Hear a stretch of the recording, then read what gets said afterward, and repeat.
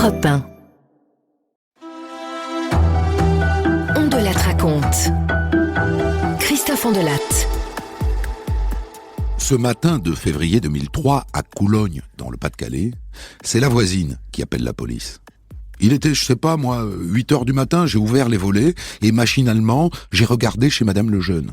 Faut dire que ses chiens avaient aboyé toute la nuit et c'est là que je l'ai vue, allongée dans le jardin. Alors je vous ai appelé.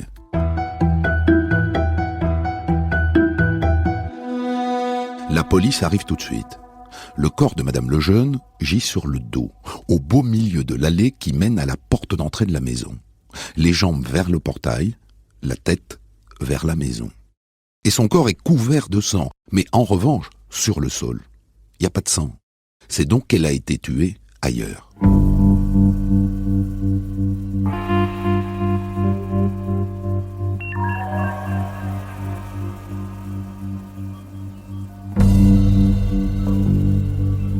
Pour le légiste, pas d'hésitation. C'est un meurtre à l'arme blanche. A priori, des coups de couteau sur la poitrine qui ont atteint le cœur et les poumons. Mais aucune trace d'agression sexuelle.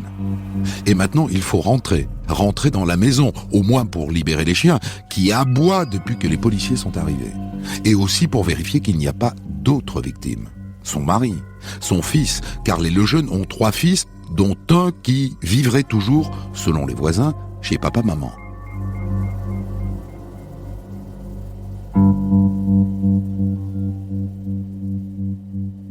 Concernant les chiens, il y a un problème.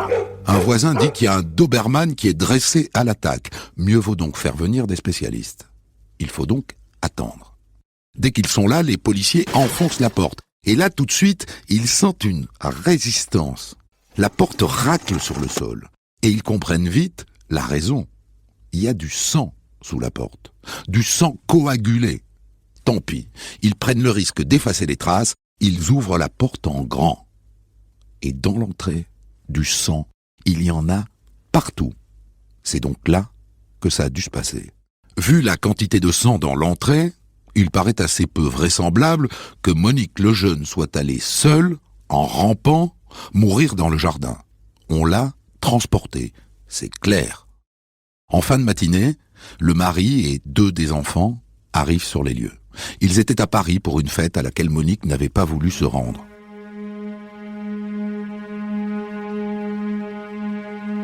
Est-ce que Monique avait des ennemis ? Ben non, aucun.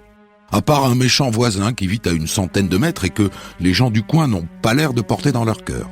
Comme dit le mari, lui, c'est l'ennemi de tout le monde. Quand on se gare devant chez lui, on prend des risques. Il peut très bien vous vider une bouteille d'huile sur votre voiture. L'un des fils de Monique s'est frotté à lui récemment. Ça vaut peut-être la peine de lui rendre une petite visite à ce monsieur irascible. Quand il accueille les policiers, l'oiseau se montre à la hauteur de sa réputation. Et quand on lui explique pourquoi on est là, que Monique Lejeune a été assassinée, l'autre ne trouve rien de mieux que de se réjouir. Ça lui vaudra une garde à vue, tiens, à l'issue de laquelle on conclut qu'il y est pour rien. En revanche, il donne aux policiers une information intéressante. Il a vu Jean-Luc, le fils aîné de Monique, sortir de la maison la veille au soir. Lui non plus n'était pas invité à la fête à Paris. Parce qu'il est le dernier à avoir vu sa mère vivante, Jean-Luc est placé en garde à vue. Et les policiers perquisitionnent son appartement dans un HLM de la ZUP de Calais. Et c'est pas bon pour lui, c'est pas bon du tout.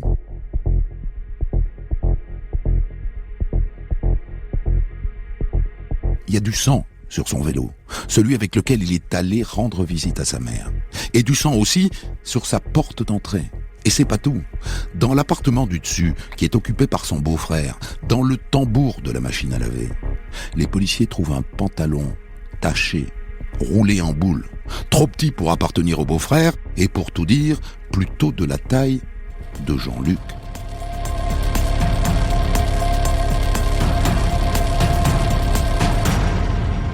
Jean-Luc, qui, vous l'avez compris, à ce moment précis, devient le suspect numéro 1. À ce détail près que il a l'air sincèrement peiné, Jean-Luc, par la mort de sa mère. Alors oui, il est allé la voir le soir du drame pour qu'elle lui coupe les cheveux, parce que ce grand dadé, c'est encore sa maman qui lui coupe les cheveux, à la tondeuse. Et d'ailleurs, on a bien retrouvé des cheveux dans une poubelle.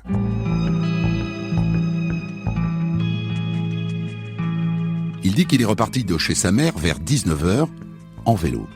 Un quart d'heure plus tard, il était chez lui. Il a dîné, il a donné le biberon à son bébé, il a fait sa toilette, il a regardé une cassette vidéo et comme souvent, il s'est endormi. Il jure ses grands dieux que quand il est parti de chez sa mère, elle était vivante et qu'ils ne se sont pas disputés.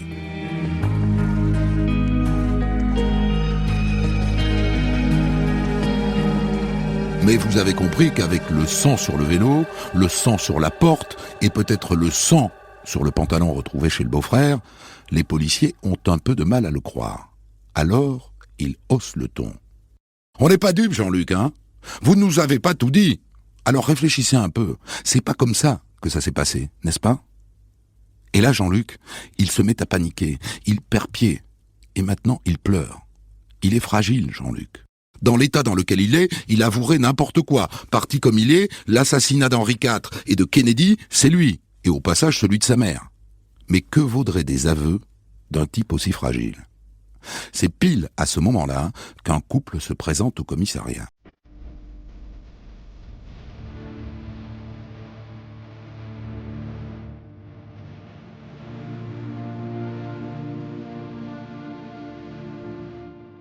Ils ne connaissent ni Jean-Luc ni Monique. Et c'est un peu le hasard qui les a mêlés à cette affaire. Le matin, le téléphone a sonné chez eux. Ils ont décroché. Il n'y avait personne au bout du fil. Une mauvaise manœuvre sans doute, ou un gamin qui joue avec le téléphone de ses parents. Mais en tendant l'oreille, ils ont entendu deux femmes qui parlaient. Ils n'ont saisi que des bribes, mais les deux femmes parlaient d'un alibi, d'un pantalon qu'on est en train de laver et d'un Jean-Luc dépressif. Et comme ils avaient lu les journaux, ils se sont dit que ça avait peut-être quelque chose à voir avec le meurtre.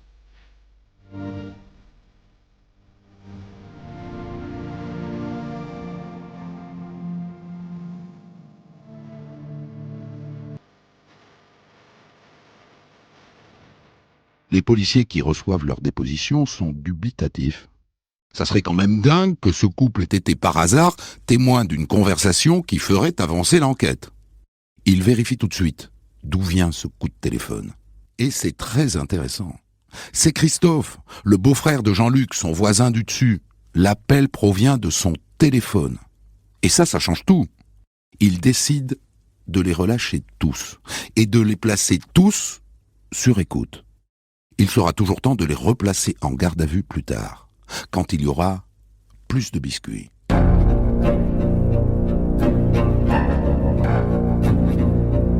Le lendemain a lieu l'autopsie du corps de Monique. Le légiste compte les coups de couteau. Il n'en revient pas. Il y en a 58. 58 coups de couteau. Un carnage. Tous portés de face, sans doute par la même personne, car toutes les blessures se ressemblent. L'heure de la mort ? Entre 20h et minuit. On ne peut pas être plus précis. La mort a dû venir très rapidement. Le couteau a perforé 5 fois le cœur. C'est pour ça qu'il y a tout ce sang. Ce jour-là, les policiers reçoivent aussi les analyses du labo. Le pantalon retrouvé dans la machine, zut, il n'y a pas de sang dessus. Il y a du cambouis, mais pas de sang. Quant au sang sur le vélo de Jean-Luc, c'est pas du sang humain, c'est le sang d'un animal. Et puis les écoutes téléphoniques, pour l'instant, les policiers n'entendent rien d'autre qu'un fils qui est malheureux d'avoir perdu sa maman.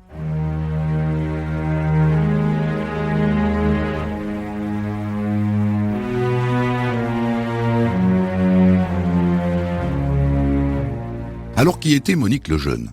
C'est peut-être dans son histoire qu'on trouvera l'assassin.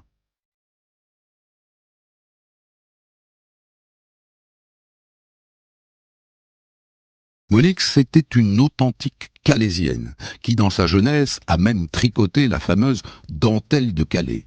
Mariée à 20 ans avec un bagagiste du port de Calais, qui lui a donné 3 garçons en 3 ans, mais aussi quelques baffes. Et elle l'a quitté pour cela très vite. Et elle est partie avec ses 3 gamins sous le bras. Et lui, il n'a pas supporté. Il s'est suicidé. Quelques années plus tard, elle s'est remise en ménage avec Claude le Jeune. 10 ans de plus qu'elle, lui-même divorcé et papa de 5 filles. Une belle famille recomposée. Les garçons et les filles se considèrent comme frères et sœurs.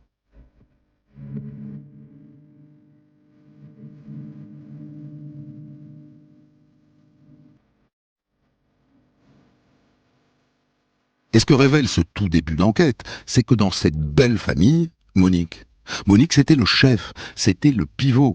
En toutes circonstances, elle l'assurait, Monique. Elle l'assurait. Et toute la famille la respectait. Ce qui rend son assassinat encore plus étrange. Qui a pu lui donner ces 58 coups de couteau?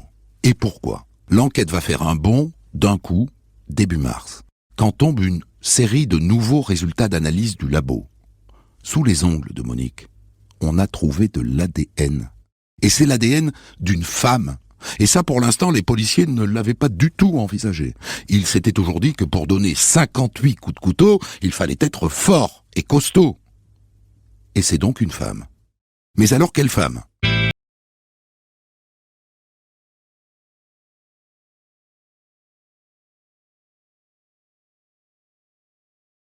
Toutes celles qui fréquentaient Monique sont convoquées pour un prélèvement génétique. Ça va vite, on passe un écouvillon dans la bouche en frottant sur l'intérieur des joues. Elles y passent toutes, les voisines, les 5 filles de Claude et leur mère, l'ex-femme de Claude Lejeune. Car on pense éventuellement à une affaire de jalousie. Elle s'appelle Béatrice Matisse. Elle explique qu'elles se connaissaient toutes les deux avec Monique, mais qu'elles se voyaient peu. Elles n'en pensaient rien de mal. La dernière fois qu'elles se sont vues, c'était il y a environ un mois. Un mois avant le meurtre. Et maintenant, patience. L'analyse de tous les prélèvements génétiques prendra du temps. C'est que dans les labos, il y a de l'encombrement. 10 jours plus tard, Béatrice Matisse, qui sait évidemment que c'est son ADN qu'on va retrouver sous les ongles de Monique, Béatrice demande à être réentendue. Elle a menti. Ça ne fait pas un mois qu'elle n'a pas vu Monique. Elle l'a vue le soir même, le soir du meurtre, à 19h30.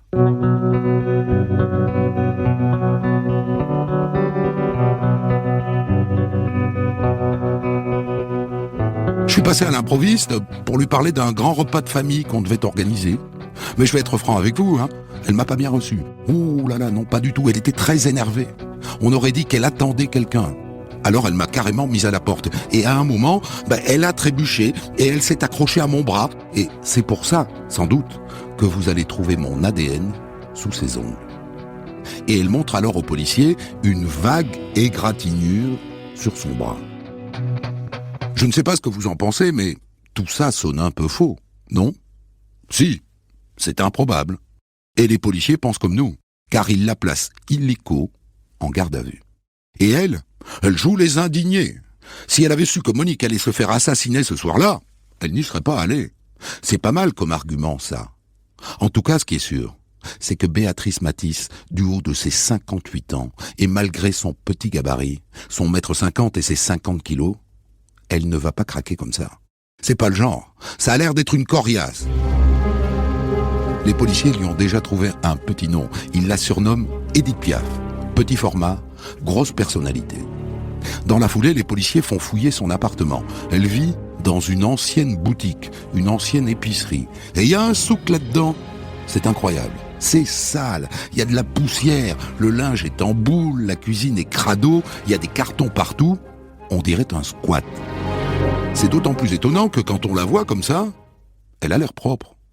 Ah, dans un vieux poêle, les policiers tombent sur un morceau de tissu brûlé.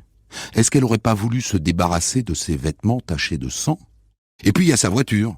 À la voiture, là, c'est l'inverse. Elle est tellement propre qu'on dirait qu'elle est neuve. Ça sent le nettoyage intégral. Mais reste de petites taches brunes sur le tapis de sol et sur le volant. Les policiers réalisent tout de suite des prélèvements et les envoient au labo. Si c'est du sang, et encore mieux, si c'est le sang de Monique, elle est cuite.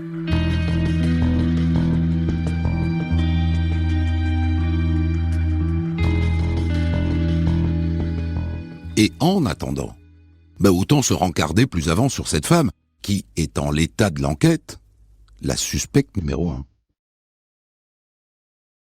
Elle aussi, c'est une Calaisienne, née juste après la fin de la guerre. Son père était musulman, Il l'avait appelée Aïcha, mais il s'est envolé juste après sa naissance. C'est à 18 ans qu'elle a commencé à se faire appeler Béatrice au lieu d'Aïcha. Elle s'est mariée dans la foulée, à Claude le Jeune donc, et ensemble ils ont eu 5 filles. Et ensemble ils tenaient une épicerie. Mais lui, il picolait trop. Alors assez vite ils ont divorcé. Et Aïcha Béatrice a élevé ses 5 filles, toute seule, tout en tenant un café sur le port de Calais. Courageuse, ça c'est sûr. Ces filles, pour elle c'est tout, c'est toute sa vie.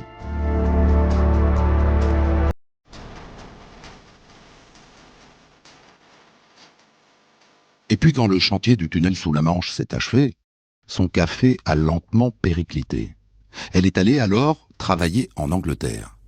Et au moment où s'achève sa garde à vue, tombent les résultats du labo concernant l'ADN retrouvé sous les ongles de Monique. C'est bien le sien. Mais elle pense que son histoire de Monique qui trébuche et qui s'accroche à son bras, ça tient debout, que c'est crédible. Et puis elle n'a pas le physique, 50 kilos, Monique en pesait 87. N'empêche qu'elle file en prison. Et elle fait mine de ne pas comprendre pourquoi. Dans la voiture qui la conduit vers la maison d'arrêt de Los, près de Lille, elle dit aux policiers « Mais qu'est-ce que je peux dire ? Mais qu'est-ce que je dois faire ?» Et eux lui répondent « On vous le dit depuis le départ. Dites la vérité. » Et l'effet est immédiat. Immédiat.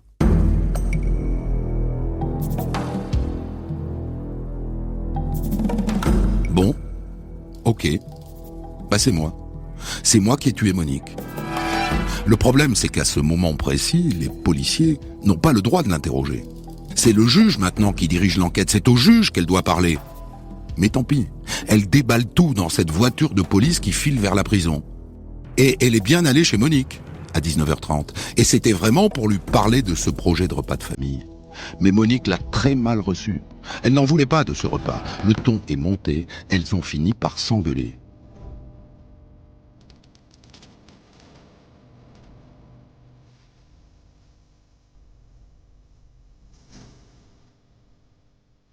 Et Monique, elle a traité mes filles de salopes. Alors j'ai vu rouge. Elle raconte qu'elle a claqué la porte. Mais qu'une fois arrivée à sa voiture, elle a attrapé un couteau qu'elle avait dans sa boîte à gants et elle est retournée sonner chez Monique.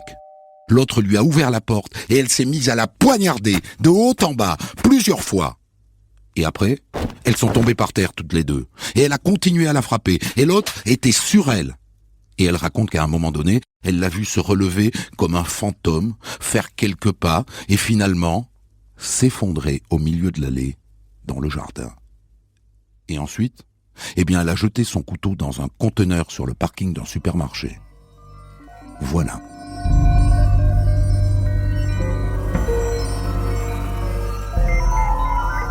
Imaginez la tête des policiers qui viennent de recueillir les aveux de Béatrice Matisse. Dans cette voiture de police, en route pour la prison. Elle a tout déballé d'un coup.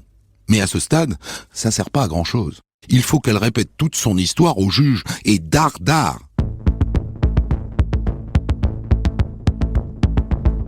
Seulement, on est samedi, et il est presque 18h. Tant pis, il tente le coup, il ne s'arrête pas à la prison de Los et file tout droit jusqu'à Lille pour appeler la juge. Mais la juge, elle veut bien la réentendre. Elle n'a qu'à écrire pour demander une nouvelle audition, et au mieux, elle la verra dans 5 jours. 5 jours. Mais 5 jours, c'est assez de temps pour changer d'avis. 5 jours, c'est une éternité dans ce genre d'affaires. Dans 5 jours, elle dira qu'elle ne l'a pas tué. C'est maintenant ou jamais. Ils le savent ça, les policiers. Quand la porte des aveux s'entrouvre, faut pas traîner. Fallait pas traîner. Car 5 jours plus tard, quand elle se retrouve devant la juge, Béatrice Matisse ne renouvelle pas ses aveux, bien sûr. Elle en reste à sa première déclaration. Elle n'est au courant de rien. Elle n'avait pas vu Monique le Jeune depuis 1 mois. Circuler, il n'y a rien à voir. Et ce qu'elle a dit aux policiers dans la voiture, c'était sous la pression. Ils l'ont harcelée. Elle a dit n'importe quoi. Alors est-ce que ces 2 femmes se haïssaient ? Parce qu'il en faut de la haine, pour donner 58 coups de couteau. Tous les membres de la grande famille sont réinterrogés, un par un. Et tous en restent à la version officielle, celle de la belle famille recomposée idyllique. Non, il n'y avait aucun problème entre Monique et Béatrice. Tous sauf un, Franck, l'un des fils de Monique. Lui, il dit qu'il y a un secret dans cette famille, une histoire d'attouchement sexuel. Ça remonte à une dizaine d'années. Le fils d'une des filles de Béatrice s'est plaint d'attouchement de la part de Jean-Luc, le fils de Monique. C'est pas aller plus loin, il n'y a pas eu de plainte, mais ça a jeté comme un froid dans la famille. Et peut-être que la plaie ne s'est jamais refermée. Et petit à petit, les policiers découvrent qu'on leur a un peu raconté des cracks sur cette famille idéale. Il y a beaucoup plus de ressentiment qu'on ne le dit.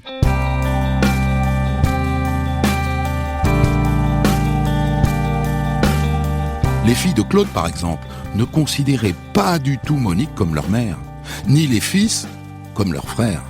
C'était pas une famille recomposée, c'était une famille décomposée.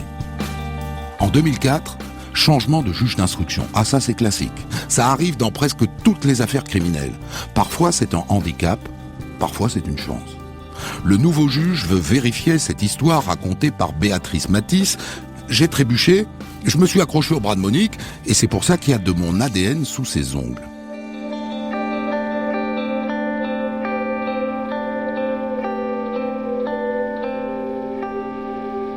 Avec la reconstitution, ça tient pas. Le trébuchement de Béatrice est trop timide pour laisser quoi que ce soit sur le bras de la figurante qui joue Monique. En vue du procès qui s'approche, Béatrice Matisse va faire un joli coup. Elle prend comme avocat Éric Dupond-Moretti, l'homme qui fait acquitter plus vite que son ombre. Et évidemment, Éric Dupond-Moretti va s'accrocher aux faiblesses de ce dossier. Les aveux de Béatrice Matisse dans la voiture de police, hors de tout cadre légal. La scène de crime, elle a été salopée par les policiers au moment où ils ont ouvert la porte. Ils ont sacrifié des traces et des indices. Ils auraient quand même pu rentrer par la fenêtre, dit l'avocat, qui n'a pas tort. Quant à l'ADN de Béatrice retrouvé sous les ongles de Monique, Dupond balaye la reine des preuves d'un revers de manche. De l'ADN, à chaque fois qu'on serre la main de quelqu'un, on en donne et on en prend. Enfin, l'avocat fait remarquer qu'on n'a trouvé finalement aucune trace de sang dans la voiture. Si elle avait poignardé Monique, il y aurait forcément du sang. Elle a eu bien raison de prendre Dupond-Moretti comme avocat, Béatrice Matisse, car en janvier 2006, elle sort de prison dans l'attente de son probable procès.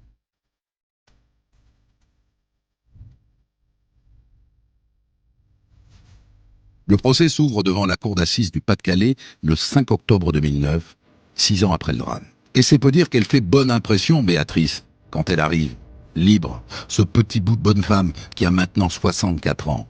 On a un mal fou à envisager qu'elle a pu donner 58 coups de couteau à Monique Lejeune. C'est idiot, mais c'est la première impression qu'elle laisse.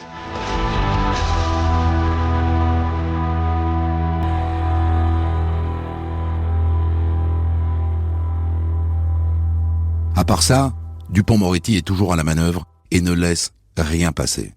Les policiers qui viennent témoigner à la barre des fameux aveux recueillis dans la voiture se font traiter de tortionnaires et même de SS. Au médecin légiste qui a réalisé l'autopsie, Dupond-Moretti demande « Est-ce qu'il est possible qu'une femme qui a reçu 58 coups de couteau soit capable de marcher jusqu'au jardin pour mourir au milieu de l'allée ?» Sans hésiter, le médecin légiste répond que c'est inimaginable. Conclusion de l'avocat, c'est donc que le corps de Monique a été transporté de l'entrée jusque dans l'allée du jardin par un complice. Et là, Dupond, qui physiquement fait son poids, fait un petit signe à Béatrice pour qu'elle sorte de son box et le rejoigne au milieu du prétoire. Elle est là, toute menue, et lui dit « Regardez cette femme, comment est-ce qu'elle pourrait porter un corps plus grand et plus lourd qu'elle ?» À ce moment-là, je dis « Ou c'est Madame Matisse avec un complice, ou ça n'est pas Madame Matisse. »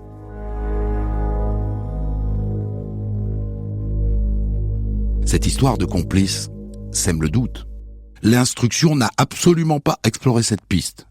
Et un point de plus pour la défense. Et c'est pas fini.